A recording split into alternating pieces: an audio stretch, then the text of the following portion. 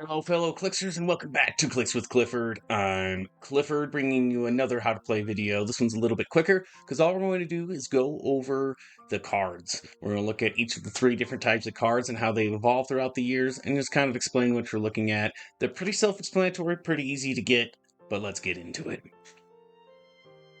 So first, we're going to go over each of the three types of designs that they made for each one of the cards, and then we'll go over more specifics that you'll see on the newer cards. The very first one is this basic one right here. This is the format that Heroclix used for a long time making their cards. A lot of older figures that are harder to find these days, aren't as good, that kind of stuff. They look just like this, where on the front of the card you'll have a picture of the guy, the name, and then just a list of their powers.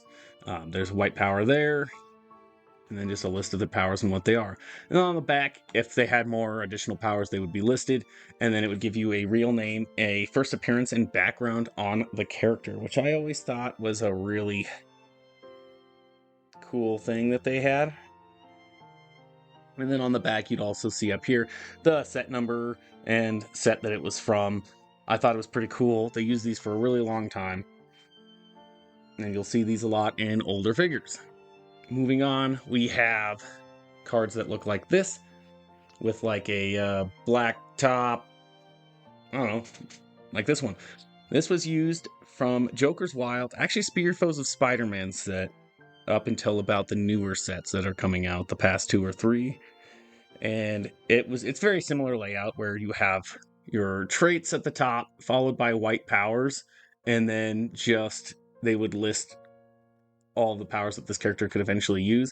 And then on the back, they had a picture of the model and then a full dial of the character's stats, so that you could just look at the back and see exactly what these characters did.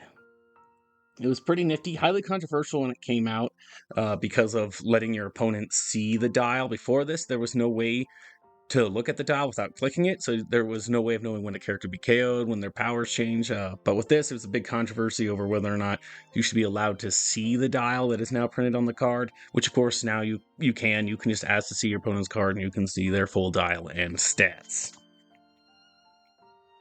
And then moving on, we have the newest one, which looks just like this. You'll notice they moved the stats to the front. Not sure why they decided to make that change, but they did. It's still the same, where they list the powers and abilities that the character can use, and then on the back side, it would continue if they had any more. Like, he's only got one, but if they had a lot, the list would just continue down, and you've still got the real name and appearance, cool appearance for these guys here. Now, for the sake of this video, we are going to stick to just these two types of cards. The newest two, because if you're just getting into Heroclix, these are the two that you will see the most often. Stuff that is still in the modern, that is being played today, uses the card on the left, and some stuff in like Silver Age. Silver Age is defined as anything that started off with this black card, basically, and onward. So you'll see a lot of those and a lot of the new cards.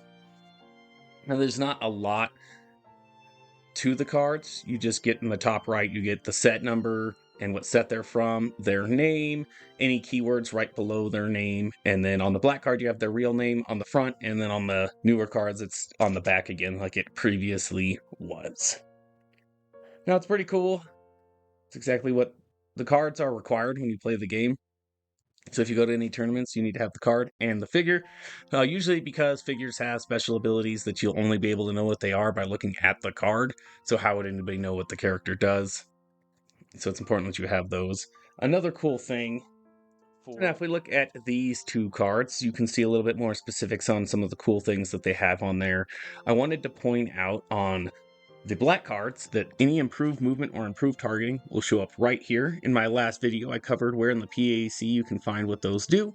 And so in this case, it's improved movement through hindering and destroys walls when he moves through them, which is pretty cool.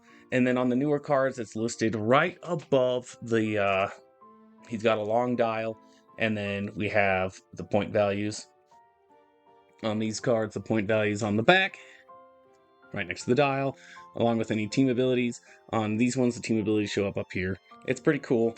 They're pretty self-explanatory. These are what all of the different types of cards look like. They just give you all of the information that you might need to play whatever character you want to play. All right, thanks fellow Clixers for coming by. If you watched this video, hopefully you learned a little bit more about the cards and why you need them and what you're looking at when you're looking on the cards. They're pretty easy. Make sure you have them with you when you go to any big tournaments. You wouldn't want to get disqualified just because you're missing a card. It's kind of annoying. Let me know down in the comment section below if you have any questions. Like and subscribe if you love Heroclix. And as always, stay bored, gamers. And I'm bored. And I'm so bored of this game. I'm so bored.